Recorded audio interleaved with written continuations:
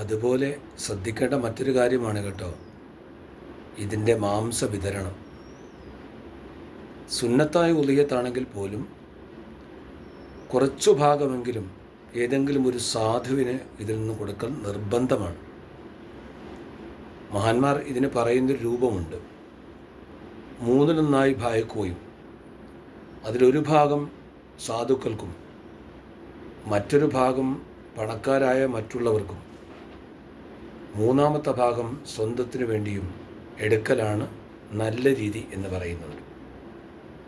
ഏറ്റവും ഉത്തമം കുറച്ചു മാത്രം എടുത്തിട്ട് മുഴുവനും സ്വതക്ക ചെയ്യലാണെങ്കിലും ഇന്നത്തെ സാഹചര്യത്തിൽ നമുക്ക് ചെയ്യാൻ പറ്റുന്ന സുഗമമായ മാർഗമാണ് 3 ഓഹരിയാക്കി ഈ രൂപത്തിൽ നൽകൽ.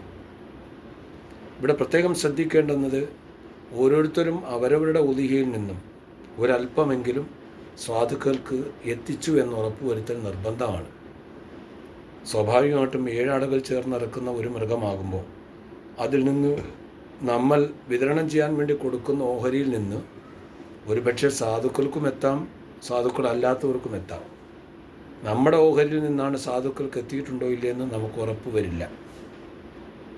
അതുകൊണ്ട് നമുക്ക് ലഭിക്കുന്ന 3 അതിൽ നിന്ന് ഏതെങ്കിലും ഒരു സാധുക്കളെ തിരഞ്ഞെടുത്ത് കുറച്ച് മാംസം അവർക്ക് നൽകൽ നിർബന്ധമായും നമ്മൾ ശ്രദ്ധിക്കേണ്ടതാണ്. ഈ കാര്യം ആരും വിട്ടുപോകരുത്. അതുപോലെ ഈ മാംസം നമുക്ക് ആരാധനയുടെ ഭാഗമായി നിർവഹിക്കുന്നത് കൊണ്ട് തന്നെ നമ്മുടെ അമുസ്ലിം സഹോദരങ്ങളുണ്ട്, നമ്മുടെ സുഹൃത്തുക്കൾ, അയൽവാസികൾ, അവർക്ക് പച്ചയായോ വേവിച്ച മാംസമായി ഭക്ഷണമായോ ഒന്നും കൊടുക്കാവതല്ല. അത് അവരോടുള്ള സ്നേഹക്കുറവോ അവരെ പരിഗണിക്കാതിരിക്കലോ അല്ല കേട്ടോ.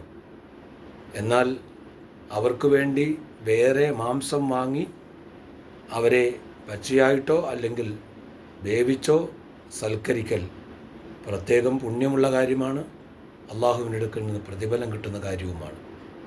ആർക്ക് നമ്മൾ സ്വതക്ക് ചെയ്താലും കൂലി കിട്ടും.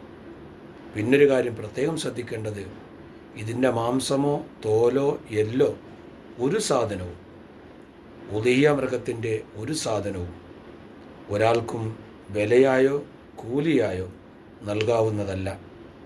അതുപോലെ അതിനെ വിൽക്കാനും പാടുള്ളതല്ല. ഇക്കാര്യം പ്രത്യേകം നമ്മൾ ശ്രദ്ധിക്കുക.